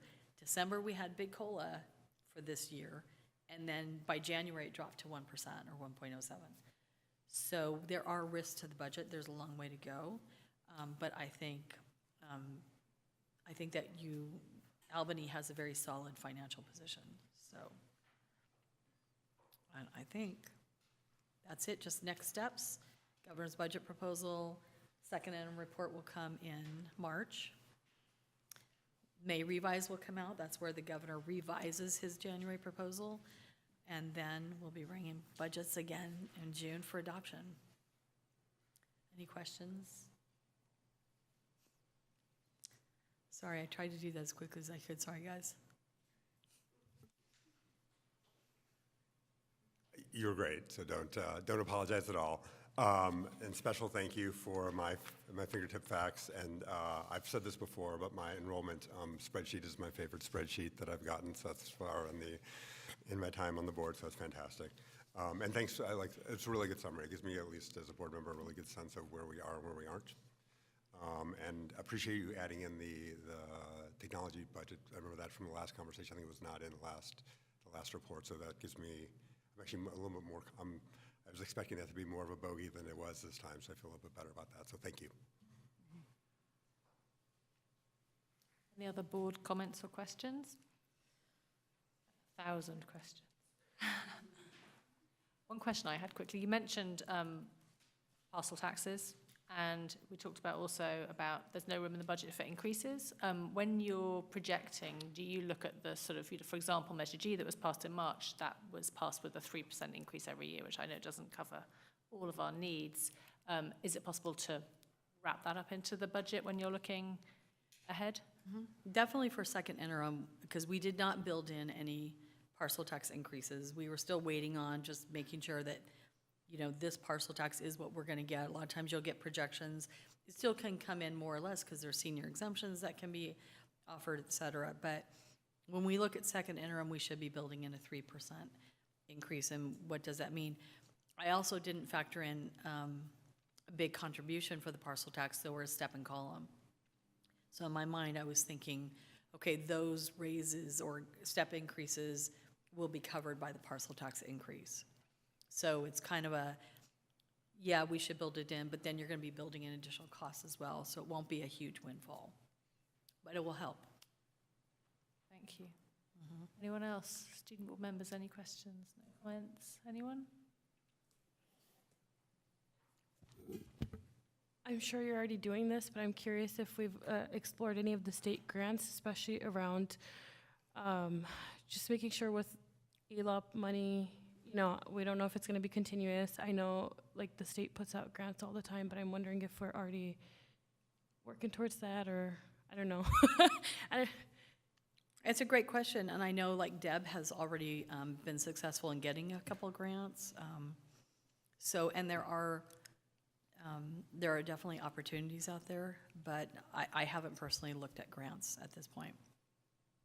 Certainly a possibility, though.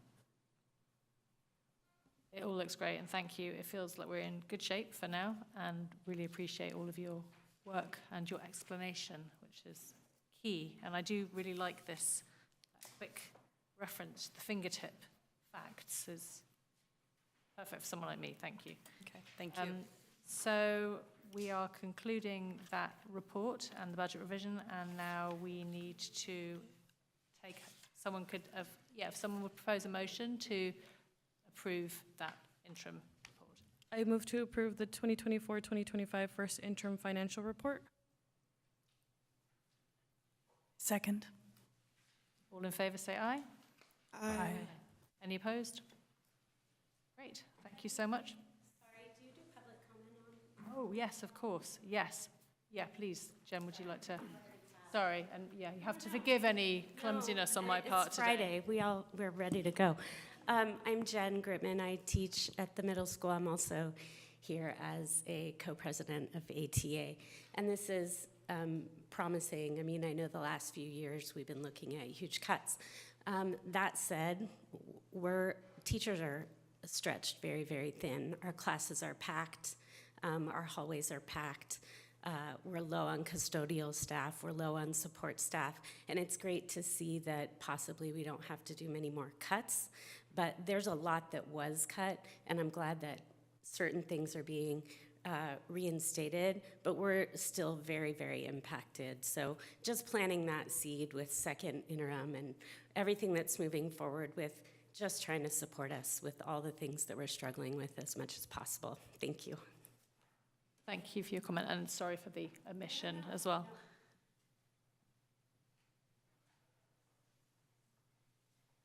And is there anybody in our virtual audience who would like to make a comment or has a question for our interim CBO? Seeing nobody? Thank you. Okay. That concludes that item. We're now moving on to item 14, which is superintendent and board member reports. We had a conversation about which order we should go in, didn't we, Julie? So remind me of the order for, we were going to change it up a little bit, weren't we? Starting with the superintendent, Right. and then going this way or up the dais. Good evening, everyone. Tonight I am going to just speak for my report. In the future, I hope to have something more to present visually, as I am a visual learner, and I appreciate, I'm sure others are as well. But this is my second week, and it's been a busy 2 weeks. It's been an incredible welcome to the community, and I feel so honored and grateful to be here.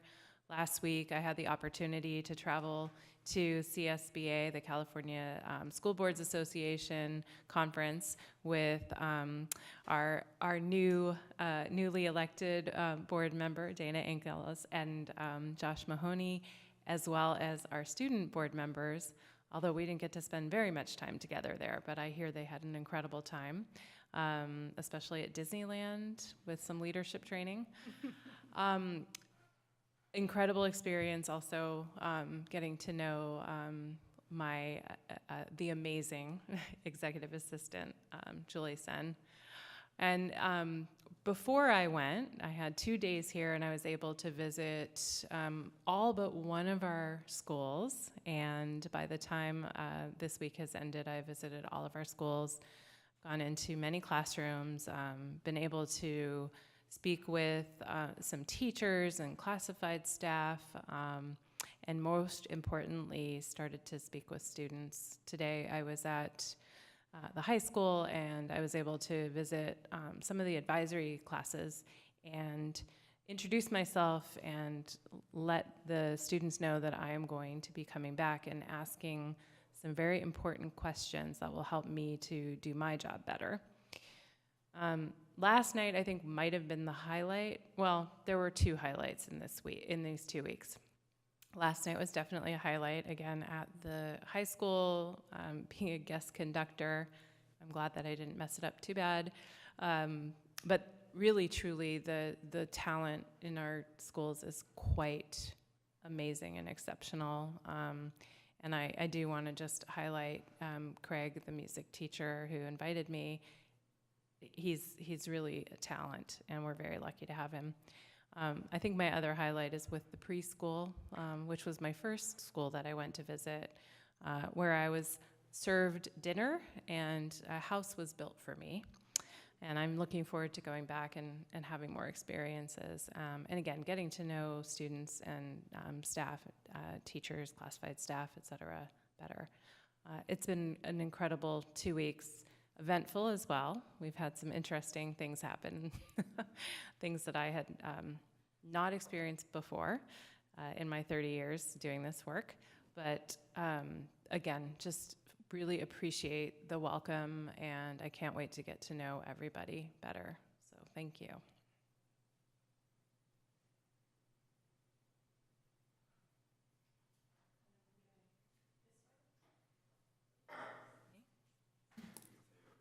Yes.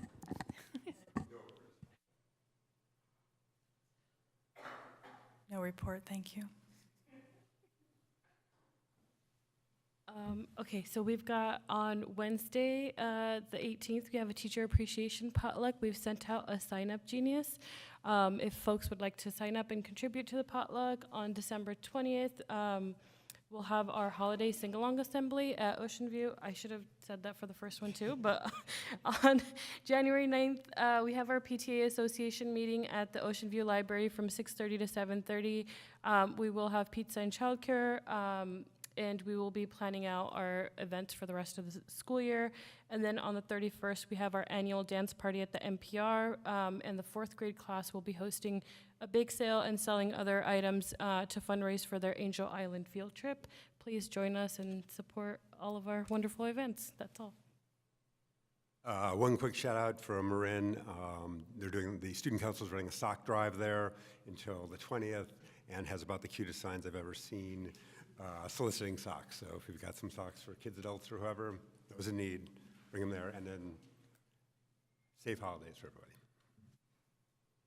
Very quick one for me. High school's going into finals week, which is obviously very intense, so good luck to all the students. And lots of musical events going on, as Superintendent Stone has just reported. There's more coming up next week. Check the calendars for each school too, because there are plenty more. I think tomorrow there's something being hosted at Ocean View. It's the choirs. The elementary choirs is coming up for the district. What else? I briefly attended at Marin last weekend. It was the Familias Latinas, the Black Parent Engagement Group, and the API Parent Engagement Group. They had a Christmas potluck, so I just popped in there, and that looked really well attended. And again, as everyone else, just have a lovely break over the holiday season, and we will be back in the new year. That concludes mine. Anybody else? And then moving on now to item 15, future agenda items. Does anyone have anything for a future agenda? We have lots coming up in January already, so that's fine. And then we are going to adjourn to closed session, and we will reconvene here to report on any action taken. Thank you. President Hopp, just a point of order. Can you please read what you're going to be discussing in sure. closed session? Yes, thank you for the reminder. So the board will adjourn to closed session under the authority of the Brown Act, including but not limited to, do I have to read this bit? Probably not, no. We're going to be discussing potential litigation, Government Code section 54956.9.